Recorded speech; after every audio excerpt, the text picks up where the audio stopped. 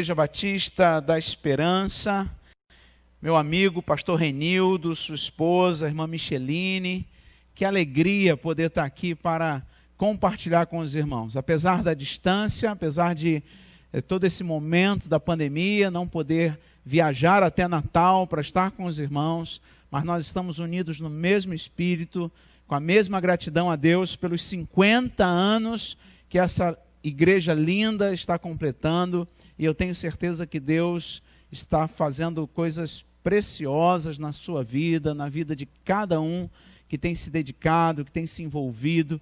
E a minha oração é que essa comemoração dos 50 anos marque a história desta igreja e que os irmãos avancem cada vez mais debaixo da graça, do poder, da unção do Senhor. Meus irmãos, pastor Renildo me pediu para estar falando para os irmãos hoje e amanhã. E hoje, então, eu quero começar com o primeiro tema, avançando para uma liderança eficaz. Uau! Que desafio falar sobre liderança, ainda mais uma liderança eficaz. E aí eu estava pensando um pouquinho na minha história, estava me lembrando quando eu estava completando aqui mais ou menos 6 anos de pastorado, aqui na primeira Igreja Batista de Vila Valqueire, na Igreja Viva. E naquela época eu tinha 18 anos de pastorado, e eu comecei a entrar numa crise de qual seria a direção a tomar com a igreja a partir daquele momento. Eu já tinha passado aqueles anos iniciais de arrumação da igreja, a gente chega como um pastor, se identificando, conhecendo todo mundo, e eu ficava tentando pensar para onde ir, o que fazer. Ao mesmo tempo, eu ficava insatisfeito e preocupado, porque eu percebia de que somente um pequeno grupo da igreja carregava o piano. Um pequeno grupo da igreja fazia tudo que precisava ser feito. É mais ou menos aquela medida que a gente fala, 20% da igreja fazendo a totalidade do trabalho e 80% assistindo. Isso me incomodava muito. E eu creio que, de alguma forma, todos nós vivenciamos um pouco desse dilema, e talvez essa seja uma preocupação da Igreja dos Irmãos, da liderança do pastor Renildo. O que Deus espera dessa igreja? E talvez você, como membro, esteja se perguntando, qual é o meu papel nesta igreja? Quem eu sou no reino de Deus? O que o Senhor deseja fazer através da minha vida? E eu imagino que durante essa pandemia isso tenha se tornado ainda mais forte, porque nós não temos tido muitos encontros presenciais, precisamos ser igreja sem o prédio, e na maioria das vezes nosso pensamento está muito ligado ao prédio físico, à estrutura física, e eu tenho certeza que Deus está mexendo com os irmãos como mexeu comigo há 7 anos atrás.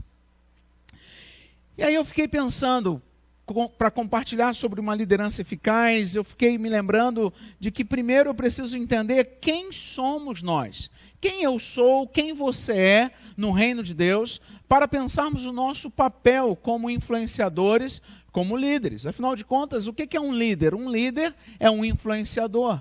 E você talvez esteja sentado pensando, o pastor vai falar sobre liderança, eu não sou líder. Engano, todos nós somos líderes. Todos nós somos líderes, todos nós influenciamos de alguma forma, ou para o bem ou para o mal. Todos nós influenciamos pessoas que estão sob a nossa autoridade, ou até mesmo pessoas que estão acima de nós. Nós influenciamos os amigos que estão ao nosso lado, nós influenciamos a família, os filhos, os pais, a esposa, o marido, todos nós influenciamos. Então, para pensar sobre isso, eu quero começar indo lá em Êxodo, capítulo 19, versículo 6, quando o Senhor falou assim para o povo de Israel: vós sereis para mim reino de sacerdotes e nação santa. Olha que coisa interessante. Israel já sabia que seria o povo de Deus. Deus havia tirado Israel do Egito para fazer de Israel uma nação. Agora, quando chega no capítulo 19, no versículo 6, me parece que Deus está preocupado em mostrar para Israel que tipo de nação Deus esperava que Israel se tornasse. E aí a ênfase recai então sobre a descrição que Deus faz. E qual é a descrição? Um reino de sacerdotes e uma nação santa. O que Deus está dizendo é que Israel deveria exercer o sacerdócio e deveria ser santa. Deveriam ser pessoas santas diante do Senhor. Vamos começar então pensando sobre sacerdotal. O que significava para Israel ser sacerdócio de Deus para todas as nações?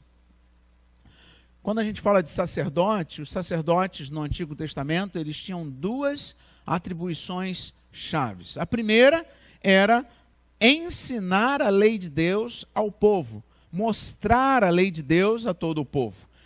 A segunda atribuição era trazer os sacrifícios, as ofertas, a adoração do povo e apresentar até Deus. O sacerdote levava o sangue daquele sacrifício, da oferta, e aspergia sobre o altar, representando Deus diante do povo. Assim, por intermédio dos sacerdotes e do trabalho da expiação, as pessoas poderiam ir até Deus. Em resumo, Deus está dizendo a Israel: vocês serão para mim e para todo o restante das nações aquilo que os sacerdotes são para vocês. Por intermédio de vocês, tornar-me-ei conhecido no mundo, e por meio de vocês, eu finalmente trarei o mundo até mim. De certa forma, é isso que Deus está dizendo para Israel naquela hora. Assim como era papel dos sacerdotes abençoar as pessoas, abençoar os israelitas, esse também seria o papel de Israel, abençoar as nações. Israel deveria mostrar Deus às nações e trazer as nações para perto de Deus.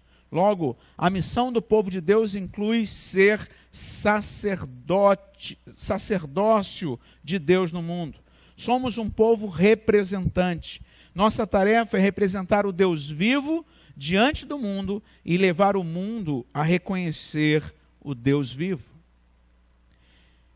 Em 2009, foi feita uma campanha publicitária, foi realizada uma campanha publicitária em Londres, patrocinada por Richard Dawkins e alguns outros adeptos de movimentos humanistas e ateístas, em que eles fixaram na lateral dos ônibus vermelhos de Londres, aqueles ônibus históricos, a seguinte frase: provavelmente não há Deus, então pare de se preocupar e desfrute a vida.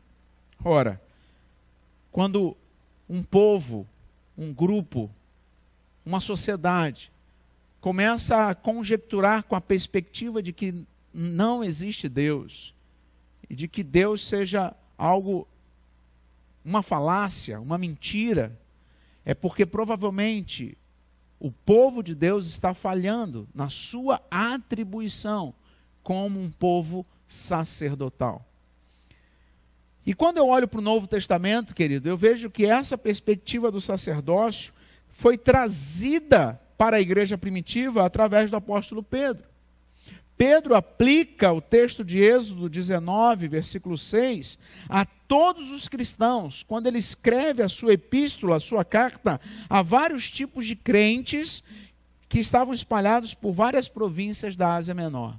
E aí na primeira carta de Pedro, capítulo 2, versículo 9 a 12, ele diz assim: vocês, porém, são geração eleita, sacerdócio real, nação santa, povo exclusivo de Deus, para anunciar as grandezas daquele que o chamou das trevas para a sua maravilhosa luz.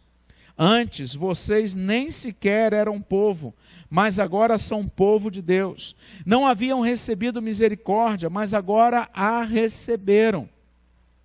Amados, insisto em que, como estrangeiros e peregrinos no mundo, vocês se abstenham dos desejos carnais que guerreiam contra a alma. E presta bem atenção como é que Pedro fecha esse raciocínio. Ele diz: vivam entre os pagãos de maneira exemplar, para que naquilo em que eles os acusam de praticarem o mal, observem as boas obras que vocês praticam e glorifiquem a Deus no dia da sua intervenção.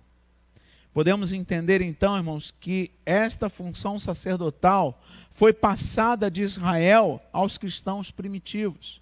E essa função sacerdotal chega até nós, chega para nós nos dias de hoje. O que isso quer dizer? Isso quer dizer que se alguém, nos dias atuais, lesse na lateral de um ônibus ou em qualquer outro lugar que provavelmente Deus não existe, deveria pensar, isso não pode estar certo. Conheço o Renildo, conheço a Micheline, conheço o André, conheço o Marcos, conheço o Flávio, conheço o Joaquim, conheço o Antônio, conheço a Maria. E ela, são cristãos. E Deus é claramente vivo e bom na vida deles. Meus irmãos, é interessante nós pensarmos que, quando nós estamos pensando nessa influência que nós temos, nessa liderança que nós precisamos ter como povo de Deus no mundo, é a liderança sacerdotal. Somos chamados para sermos sacerdotes nesse mundo. E que tipo de vida teríamos que ter e temos que ter para cumprirmos bem esse chamado e esse ministério? Deus vai dizer a Israel, vocês precisam ser uma nação santa. Santo, no hebraico, significa kadosh. Santo vem da palavra kadosh, que não tem um significado de perfeito, de ausência de erro ou de religiosidade, mas tem um significado de diferente, distinto, separado.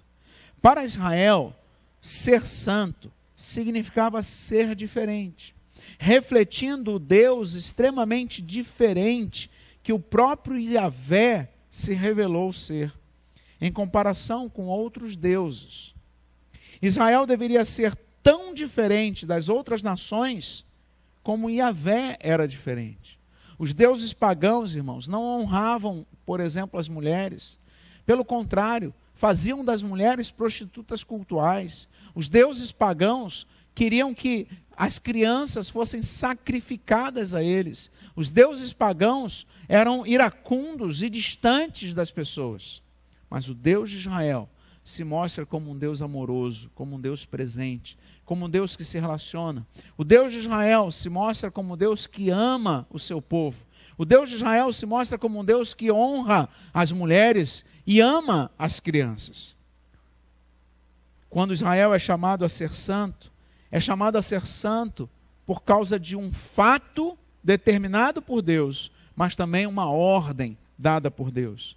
A santidade era um fato determinado porque Deus havia separado Israel para si mesmo.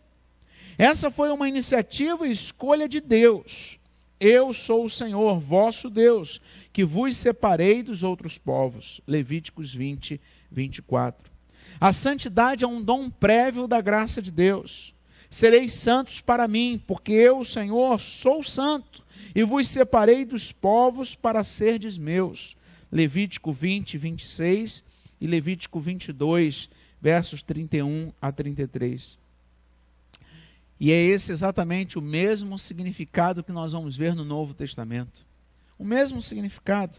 Santos não são os perfeitos ou superiores, ou os mais esforçados, ou os melhores crentes que trabalham mais. Não.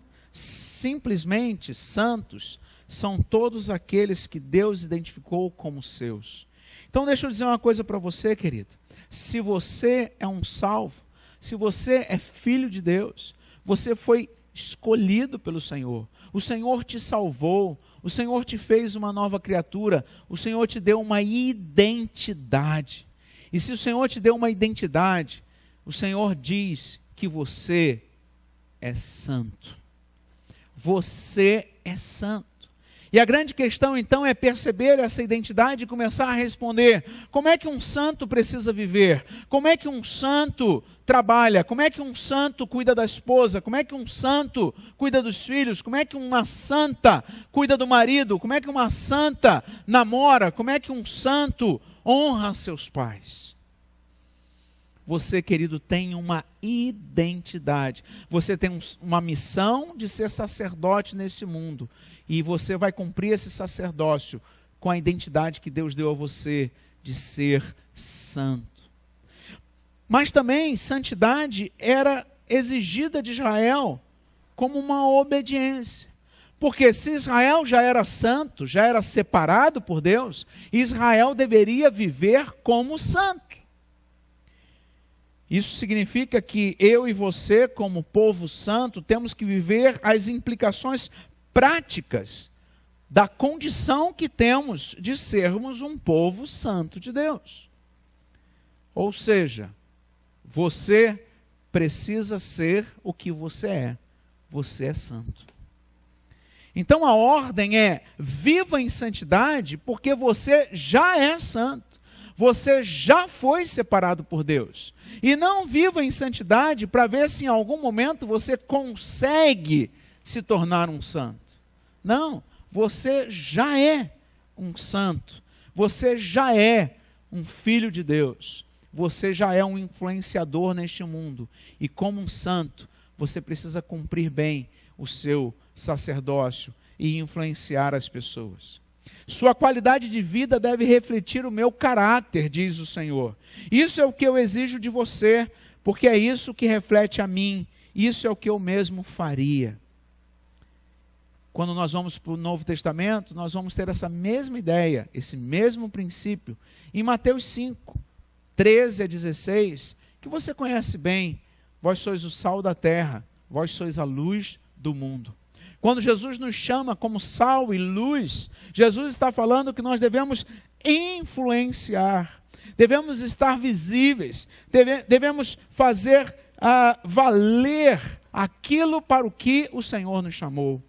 Sal e luz, queridos, são distintos, são penetrantes, são transformadores, são influenciadores. Sal e luz são homens e mulheres santos, que entendem que têm um sacerdócio a cumprir, levar o povo até Deus, trazer Deus até o povo. E quando nós fazemos isso, nós estaremos cumprindo uma liderança eficaz. Porque uma liderança eficaz é uma liderança sacerdotal, é uma liderança santa, que vive em obediência ao Senhor. Por isso, queridos, quando a gente trabalha em células, como a sua igreja está trabalhando, como a nossa igreja no Rio trabalha, nós estamos desafiando você, o membro da igreja, a ser este santo, que não apenas fica sentado, assistindo, achando que no púlpito tem um santão. Não, o pastor, o ministro, o líder, é como você, alguém que tem uma identidade. Somos feitos filhos de Deus, santificados no Senhor, e alguém que tem uma missão: sermos santos.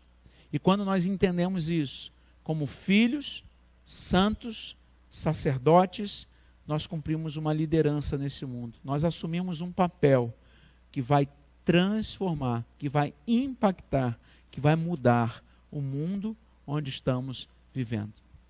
A minha oração nessa noite é que Deus use a sua vida, e que você se levante deste culto, entendendo a identidade, quem você é.